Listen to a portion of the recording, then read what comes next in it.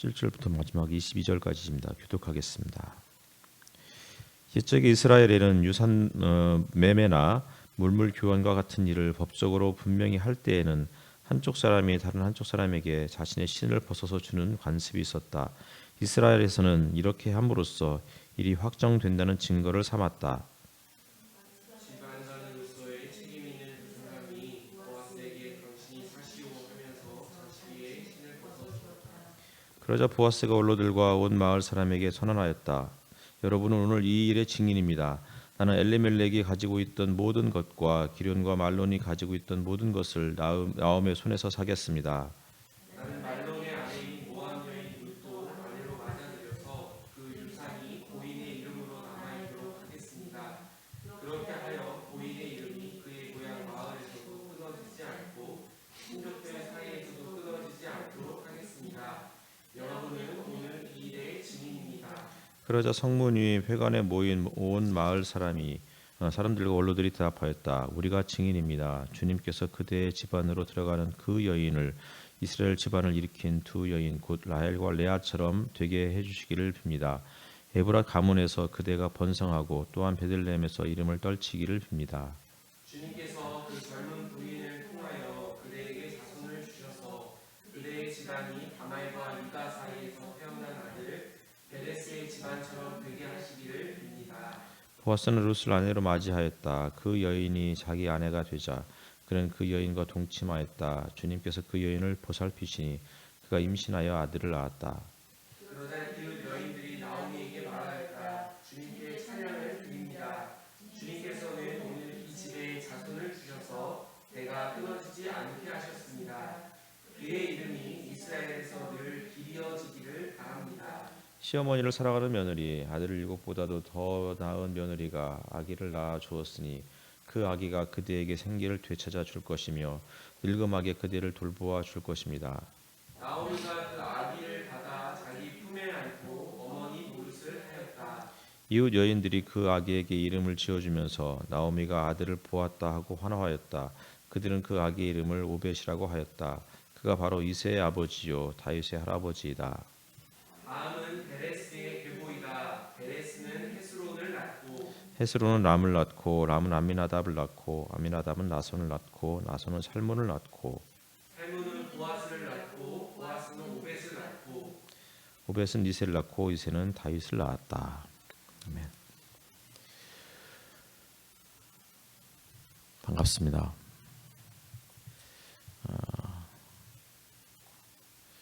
룻기를 우리가 2018년도네요. 대략 3년 반 전에 룻기를 함께 우리가 같이 성경 공부도 하고 설교로 또 이렇게 말씀을 나누었었는데요. 기억나시나요? 예. 룻기를 할 때는 저희가 이제 교회가 이제 CCC에서 건물을 이렇게 주일만 빌려서 예배를 드렸던, 그래서 수요일이라든지 이런 때는 가정에서 모여서 같이 모임을 했었던 때였습니다. 우리가 기본적으로 룻기는 룻이라는 모압 여인, 여호와의 장막 혹은 총회에 전혀 절대 영원 무궁토로 들어올 수 없다고 말했던 모압 여인 혹은 암몬 사람, 이런 사람들 중에서 특별히 모압 사람이 여호와의 총회에 들어오는 것뿐만 아니라 더군다나 더 나아가서는 그가 다윗의 이제 계보를 잇는 아들을 낳은 이런 사건들이 이렇게 룻기에 잘 기록되어 있습니다. 우리가 이제 이번 주 주일부터는 에스라서를 공부하는데 에스라서에서는 이방 여인들과 결혼했을 때 그 이방 여인들과 그리고 그가 낳은 자녀들을 다 이스라엘 경내에서 쫓아내도록 하는 그런 본문이 주어져 있다면 룻기는 그것과는 정반대의 이야기를 하고 있습니다. 성경이 어떤 본문은 이방 사람에 대해서 굉장히 부정적으로 평가를 하기도 하지만 또 다른 본문에서는 이방 사람들까지 포용하는 그런 이야기들을 하고 있고, 따라서 성경은 다양한 목소리를 내고 있다는 사실들을 우리가 이렇게 알 수 있습니다. 상황마다 우리의 정체성을 지켜가기 위해서 또 이방 사람을 내쫓아야 되는 이런 일이 생길 수도 있지만 그러나 전반적으로는 하나님은 온 우주를 창조하셨고 그리고 하나님은 이스라엘만의 하나님이 아니시고 모든 민족이 하나님이시다라는 사실들을 성경이 전반적으로 가르쳐주고 있습니다. 룻기 4장 1절을 보면은 아무개라는 사람이 나오는데 우리가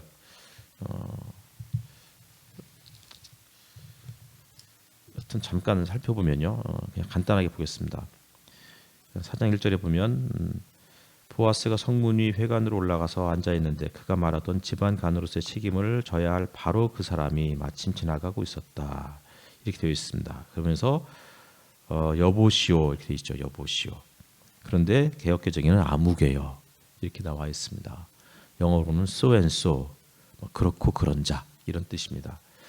실질적으로 나오미는 이제 자신의 계보를 이을 수 있는 따라서 나오미의 이제 원래의 남편 그리고 두 아들 말론과 기리온 이렇게 나와 있는데 이들의 이름을 계속 이어줄 사람이 절대적으로 필요한 상황이었지만 이 아무개 소앤소 그렇고 그런 자는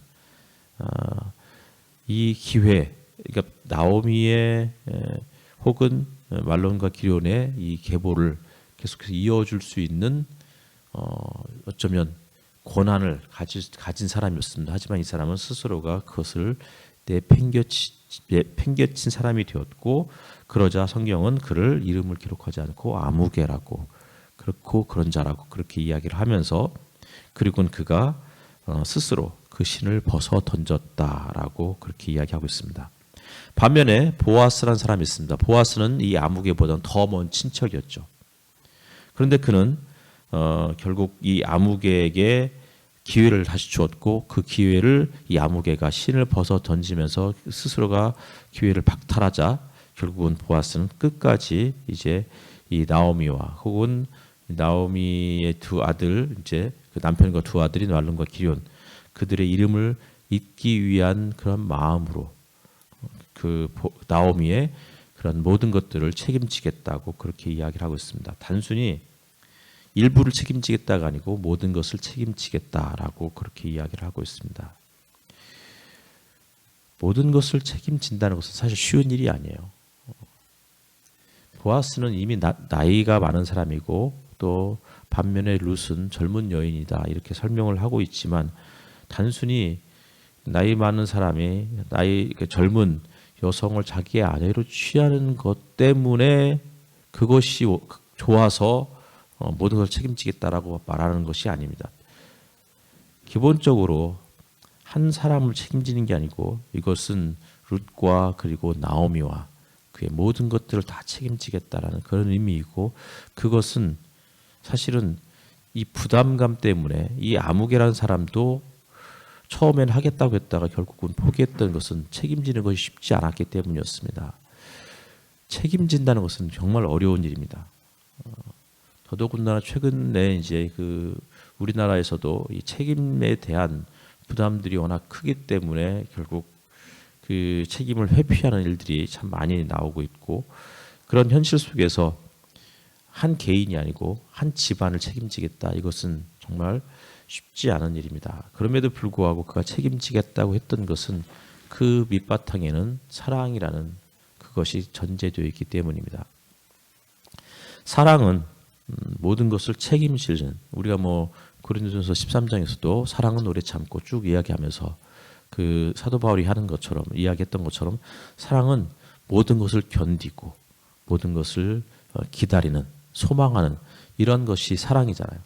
다시 말하면 그 고린도전서 13장은 달리 말하면 책임지겠다 이런 뜻입니다. 내가 오래 참는다.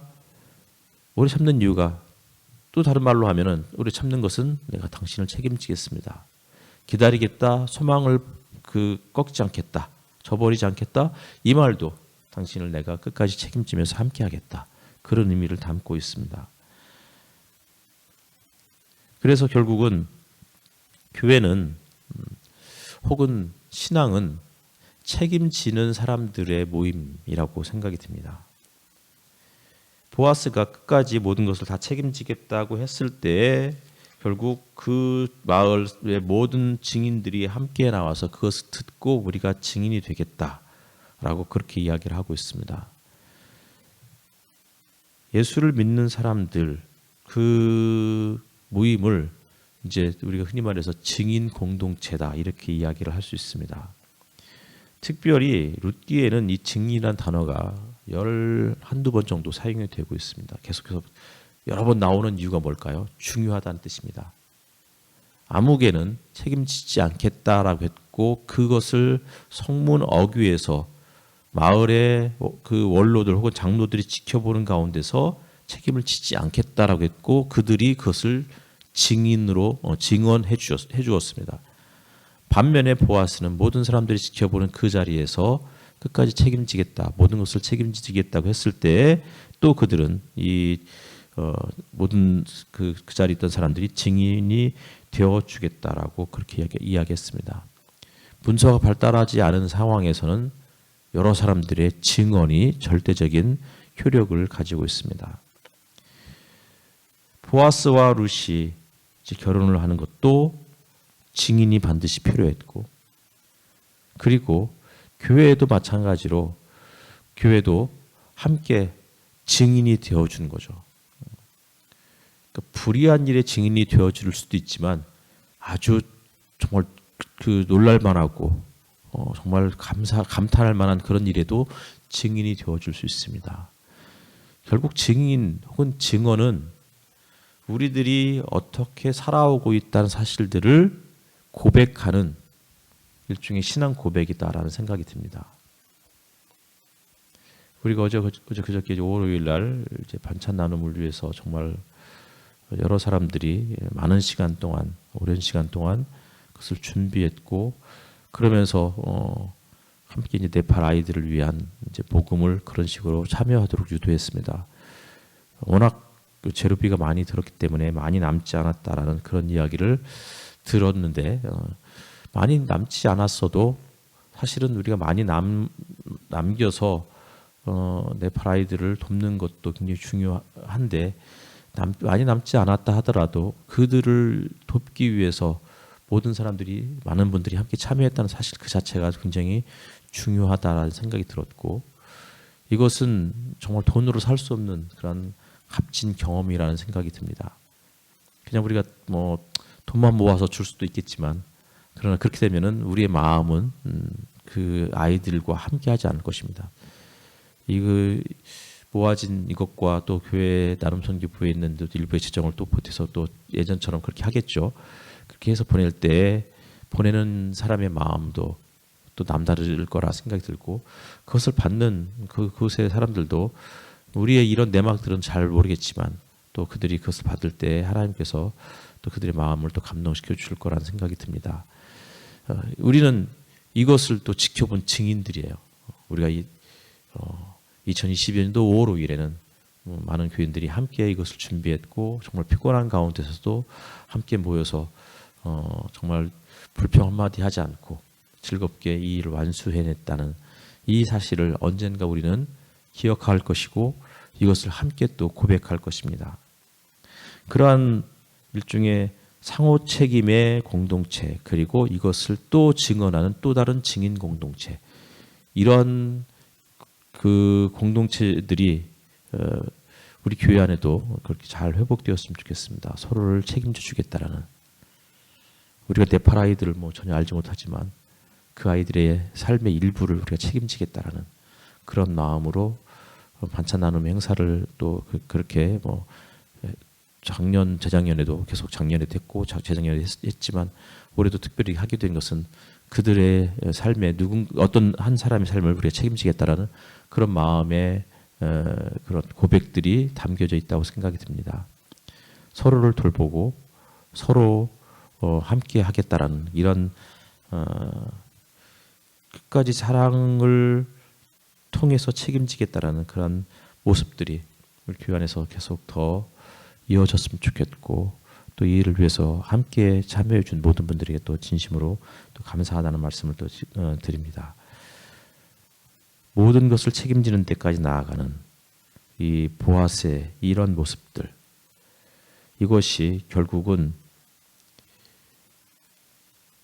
다 쓰러져 가는 한 가문을 일으켜 세웠고, 한 가문만이 아니고 실질적으로는 이스라엘이라는 공동체를 세우는 결정적인 계기가 되었습니다. 그리고 룻기는 언제 쓰여진 성경이냐면, 어느 시대를 배경으로 쓰여진 거냐면 사사 시대를 배경으로 쓰여진 성경입니다. 왕도 없고 지도자도 없는, 어디로 가야 할지 잘 몰라서 갈팡질팡하고 사분오열되는 그런 현실 속에서 포기하지 않고 다윗이라는 그 선왕을 꿈꾸던 시대, 그것이 책임지는 그 사랑에서 그 꿈이 실현되었다고 그렇게 고백하는 책이 룻기입니다. 그런 공동체를 꿈꾸면서 함께 나아가는 꿈 있는 교회가 되었으면 좋겠습니다.